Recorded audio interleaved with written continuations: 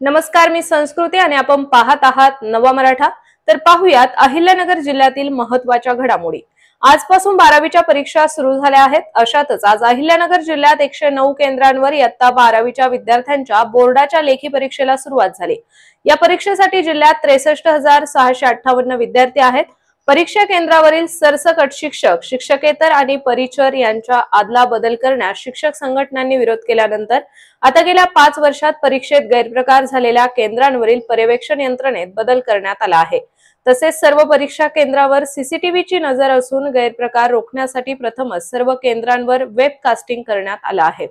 अहिल्यानगर शहरात वाहनाची रस्त्यावर चालवण्याची मुदत संपली आणि चालवण्याच्या स्थितीमध्ये नसली तरी अहिल्यानगर शहरामध्ये गेल्या अनेक वर्षांपासून लोक अशी वाहने चालवून पर्यावरणाला नुकसान पोहोचवत आहेत। तसेच या प्रकरणी ती वाहने परत रस्त्यावर वापरात येणार नाहीत। तसेच योग्य तो दंड गाडी मालकाकडून वसूल करण्यात यावा, अन्यथा न्यायालयात दाद मागण्याचा इशारा ॲडव्होकेट देवेंद्र चंद्रकांत बंब यांनी दिला आहे। नमस्कार, मी ॲडव्होकेट देवेंद्र बंब, जिल्हा व सत्र न्यायालय येथे वकिली व्यवसाय करत आहे। माननीय सुप्रीम कोर्टाच्या आदेशानुसार 15 वर्षापेक्षा जुनी जी वाहने आहेत दुचाकी, ती रोडवरती चालू नये म्हणून त्या संदर्भात माननीय सुप्रीम कोर्टाने अनेक वेळा कायद्यात प्रोव्हिजन केलेली आहे। तसेच आता 2024 मध्ये त्या संदर्भात गाईडलाईन सुद्धा संबंधित विभागाला दिलेली असून त्यानुसार आपल्या अहमदनगर शहरात अशी भरपूर वाहने आहेत। तर त्या संदर्भात मी अहमदनगर येथील प्रादेशिक परिवहन कार्यालयात तेथील अधिकाऱ्यांना भेटून त्या संदर्भात तक्रार अर्ज दिलेला आहे आणि त्याच्यावर कारवाई करण्यास सांगितलेली आहे।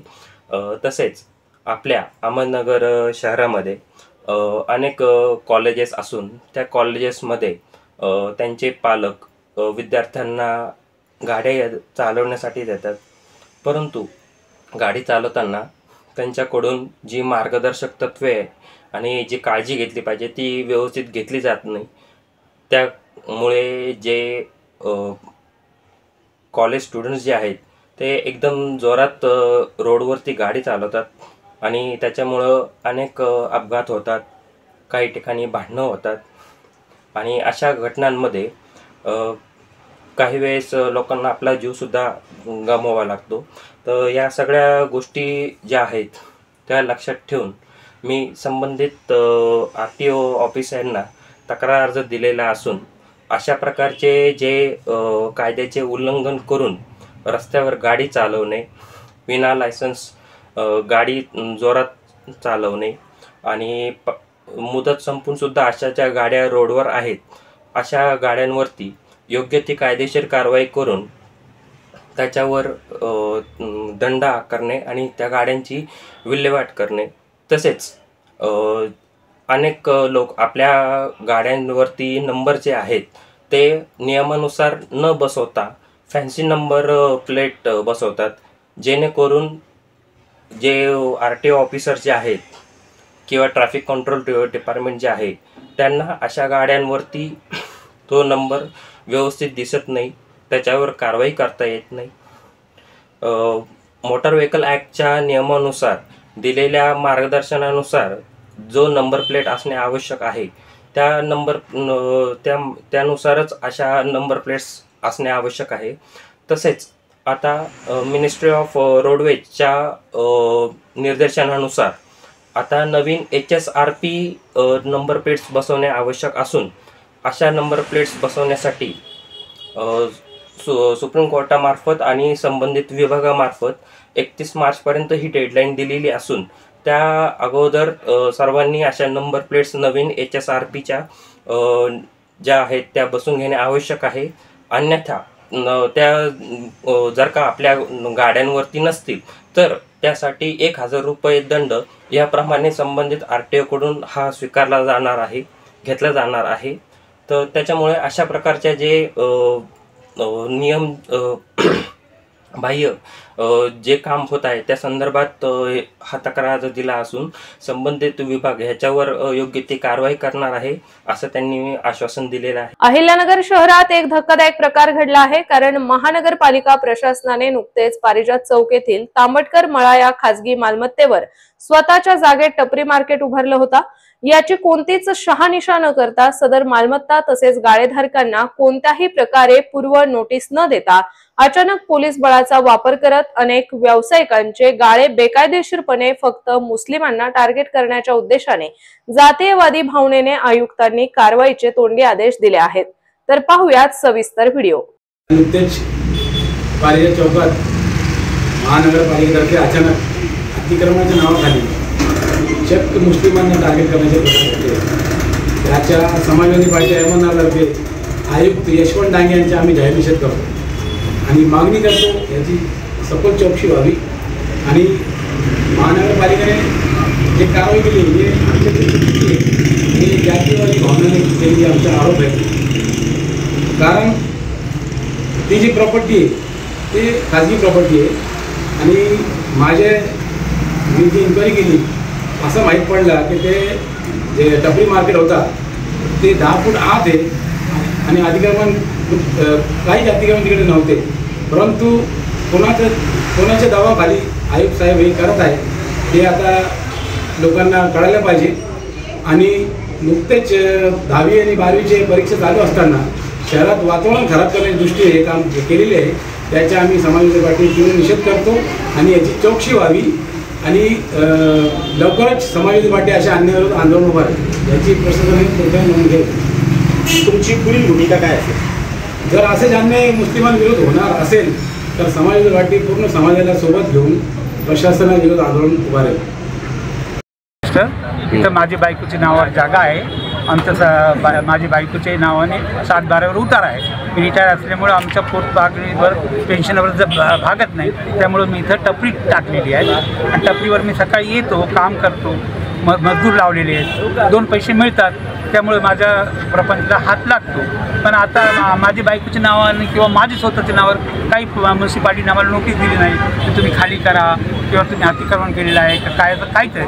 आमची एकच विनंती आहे की महापालिकेने आमच्या नावावर नोटीस द्यावी आणि ती नोटीसला आम्ही उत्तर देऊ, सहकार्य करायला तयार होऊ. लेकिन अचानक तुम्ही आले, फूल फाल्या घेऊन आले, सगळं स्टॉप आला, त्यामुळे आम्ही एकदा घाबरून गेलेलो की असं कधी होत नाही ना. तर तुम्ही आताच केल्यानंतर जरा तर विनंती आहे की ते त्यांनी आज इथं थांबावं आणि आम्हाला नोटीस द्यावी. आमच्या ते सहकार्य करायला तयार आहे. त्यांनी आम्हाला नोटीस पाठावी रिगल. आता ते काय म्हणतात, आम्ही विचारलं त्यांना, ते म्हणजे आम्हाला तोंडी आदेश दिला आहे. तोंडी आदेशवर कसं काय करणार आहे? आम्हाला एक त्यांनी लेखी आदेश द्यावा की तुमचं काय म्हणणं आहे. आम्ही ते म्हणणं महापालिकेला सांगू, आम्ही सहकार्य करू. 1 महिना वेळ द्यावा, आम्हाला 2 महिने वेळ द्यावा किंवा हे आणि याच्याशिवाय 2,97,000 रुपये येण्यासाठी भरलेले आहेत. त्याची पावती आमच्याकडे 2,70,000 रुपये त्याची आमच्याकडे पावती आहे. त्या कशाचे भरलेले आहेत 2,70,000? आम्हाला तहसीलदाराची नोटीस आली होती की तुम्ही येणे करून घ्या. त्यासाठी आम्ही 2,97,000 रुपये येण्यासाठी भरलेले आहेत आणि आम्ही म्युन्सिपाल्टी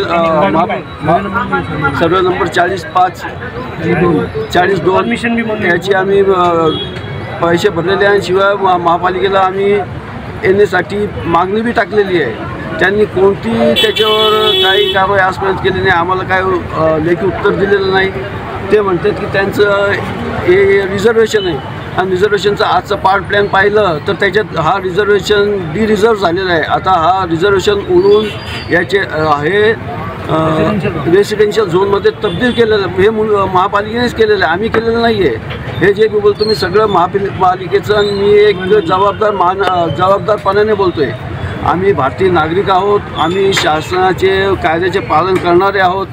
तुम्ही जर पाहिलं तर आमच्यावर कुठेही तुम्हाला कोणतंही एक साधासुद्धा एक शिवीगाळाचं बी आमच्यावर कधी तुम्हाला आरोप पाहायला मिळणार नाही. आणि एवढी मोठी कारवाई आमच्यावर, एवढं मोठं आमच्यावर जर संकट. अहिल्यानगर येथील केडगाव येथील विठ्ठल सातपुते यांनी वंजारी समाजाबद्दल अपशब्द वापरून समाजाच्या भावना दुखावल्या आहेत. तसेच व्यक्तिगत वादामध्ये समाजाला ओढण्याचे काम केले जाते. वंजारी महिलेला देखील लज्जास्पद बोलून महिलेच्या विशिष्ट भागाला सिगरेटचे चटके देऊन मारहाण करण्याची भाषा वापरली जाते। याशिवाय महाराष्ट्रात सद्यस्थितीला जातीय सलोखा बिघडला असून अशा व्यक्तींपासून आपल्या जिल्ह्यातील कायदा सुव्यवस्था बिघडू शकते। तरी पोलीस प्रशासनाने आबा सातपुते या व्यक्तीवर कडक कारवाई करण्याची मागणी वंजारी समाजाच्या वतीने जिल्हा पोलीस अधीक्षक राकेश ओला यांना केली आहे। आमचे गरजे म्हणून एक समाज बांधव आहे, त्याच्या आणि दिलीप सातपुते तो कोण आबे सातपुते याची काहीतरी वाद झाल्यानंतर त्याने फोन केला त्याला त्या गरजेला आणि गलिच्छ भाषा वापरली आणि वंजारी समाजाच्या बाबतीमध्ये एकदम खालच्या पातळीतून त्यांनी वक्तव्य केलं। त्यांचे वैयक्तिक भांडणाचा आम्हाला काही मतलब नाही, त्यांचे वाद कशावरून झाले काय झाले ते आम्हाला काही सांगता येणार नाही, परंतु त्याने जी भाषा वापरली त्या सातपुतेच्या भावानी की मी दिलीप सातपुतेचा भाऊ बोलतो, सगळ्यांचा बाप, तुला आणि तुझ्या बायकोला अवघड ठिकाणी चटके देईन सिगारेटचे, ही जी भाषा वापरली त्यांनी अतिशय म्हणजे खालच्या पातळीवर भाषा वापरली। त्यांना तेवढा माज असेल ना तो माज जीवन ताकद आमच्या समाजामध्ये आणि आम्ही याची आता साहेबांनी सांगितली दखल घ्या आणि त्या दिलीप सातपुते आणि त्या भावाला बी आम्ही या ठिकाणी आव्हान करतो तर जर तुम्ही व्यवस्थित वागले नाही, अशी जर समाजावर वेळी जर तुम्ही काही कृत्य केलं, भाषा वापरली तर तुम्हाला रस्त्यावर सुद्धा फिरू देणार नाही, अशी मी समाजातून या ठिकाणी त्यांना आव्हान करतो आणि धमकीसुद्धा देतो। दिवसापूर्वी ते दिलीपजी सातपुते यांचे जे बंधू आहेत आणि गरजे म्हणून यांच्यात काही वैयक्तिक वाद झाला असेल, त्या वादाच्या अनुषंगाने सातपुते यांच्या भावानी ते गरजे म्हणून जे आहे त्या गरजेला आवारच्या भाषेत शिवीगाळ केली व जातीवर देखील खालच्या पातळीवर जाऊन जातीवाचक शिव्या दिल्या। अशा या लोकांना माझं आव्हान आहे की कुठल्याही प्रकारचं जातीवाचक तुमच्या वैयक्तिक भांडणात कुठल्याही प्रकारचं जातीवाचक शिवीगाळ करून दोन समाजात किंवा समाजात तेढ निर्माण करण्याची कुणी कृत्य करू नये। तसंच तो गरजे यांनी आमचे भीमराजी मामा आव्हाड यांना मेसेज केला की साहेब मी डिप्रेशनमध्ये आहे, जर उद्या माझ्या जीवाला काही बरं वाईट झालं त्याचा सर्वस्वी जबाबदार तो आबा सातपुते असेल, असंही त्या गरजेनी मामा यांना मेसेज केला व त्यांच्याशी फोनवर बोलणं आलं। त्यानंतर आम्ही आज SP साहेबांना आज त्या संदर्भात दखल घेण्यासाठी निवेदन दिलं आहे। वंजारी समाजाबद्दल कोण तो आबा सातपुते यांनी अर्वाच्य भाषा करून समाजामध्ये तेढ निर्माण होईल किंवा समाजामध्ये असंतोष निर्माण होईल, दोन समाजामध्ये वाद निर्माण होतील, अशा प्रकारे चिथावणीखोर वक्तव्य करून स्वतःचे राजकीय पोहे भाजण्याचा या ठिकाणी प्रयत्न केलेला आहे। पण अशा पेताड लोकांना जे टेबलवर बसून कोणत्या तरी समाजाला हिनवायचं काम करायचं, एखाद्या महिलेच्या विशिष्ट अंगाला सिगरेटचे चटके देण्याचं म्हणजे इतक्या क्रूरपणा यांच्या मनात भरलेला आहे। अशा समाजकंटकांना न्यायपालिकेने आपल्या प्रशासनाने या ठिकाणी चोप द्यावा, जाब विचारावा, त्याच्यावरती गुन्हा दाखल करावा, यासाठी आम्ही सर्व समाज बांधव, सर्व वंजारी समाजाचे बांधव या ठिकाणी SP साहेबांना निवेदन दिलेलं आहे। त्यांनी जर याच्यावरती कारवाई केली नाही तर अखंड वंजारी समाजाच्या वतीने मोठं आंदोलन उभा करून रस्ता जाम केला जाणार आहे। तरी माझी पोलीस प्रशासनाला विनंती आहे की अशा चिथावणीखोर समाजकंटकाला लवकरात लवकर त्याच्यावरती कारवाई करावी। अहिल्यानगर शहरात प्रभाग क्रमांक 2 मधील पाईपलाईन हाडको वसाहतीत फेज 2 ची पाणी पुरवठा योजना सुरू करण्याचे आदेश मनपा आयुक्त यशवंत डांगे यांनी दिले। या पाणी प्रश्नाबाबत निखिल वारे, बाळासाहेब पवार यांनी आमदार संग्राम जगताप यांच्या समवेत आयुक्त डांगे यांना निवेदन देऊन चर्चा केली।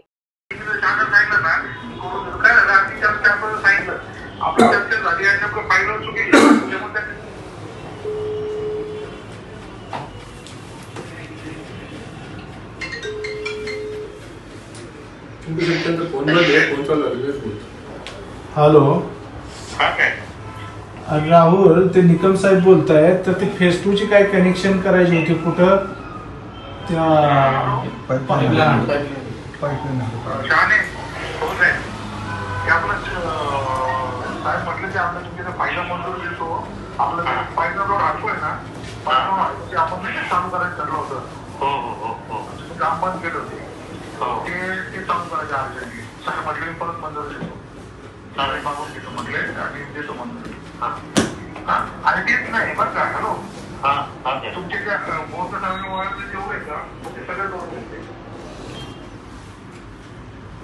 करतोय ना, उद्यापासून चालू करते, तुला पैसे देतो मी। आज तुझे किती 15-16 लाख रुपये राहिलेत ना मागचे।